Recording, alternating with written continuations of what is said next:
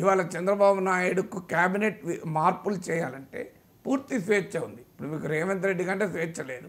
ఆయన హైకమాండ్ అనుమతి ఇవ్వాలి.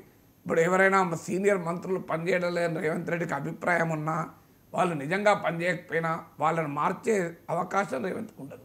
ఆ స్వేచ్ఛ లేదు. ఎందుకు లేదంటే హైకమాండ్ ఒప్పుకోదు. తన పార్టీలోనే తన నాయకత్వానికే ప్రమాదం ఏర్పడుతుంది. ఎందుకంటే వాళ్ళకో 10 మందో 20 మందో ఎమ్మెల్యేల మద్దతు ఉంటుంది. మంత్రి పదవులు ఇవ్వకపోతేనే గొడవ చూస్తున్నాం.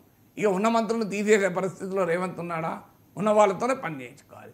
చంద్రబాబు నాయుడుకి ఆ ప్రాబ్లం లేదు కదా, ఆయనకు వెసులుబాటు ఉంది కదా. ఆయన ఎవరిని తీసి ఎవరిని పెట్టినా అనేటోళ్ళు ఎవరూ లేరు. ఆయన అభ్యంతరం చెప్పేవాళ్ళు అసలే లేరు.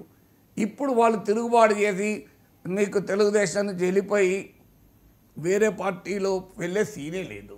వెళ్ళినా వాళ్ళకే రాజకీయ భవిష్యత్తు ఉండదు. ఎందుకంటే పూర్తి మెజార్టీ ఉంది. 164 మంది సభ్యులు కూటమికి.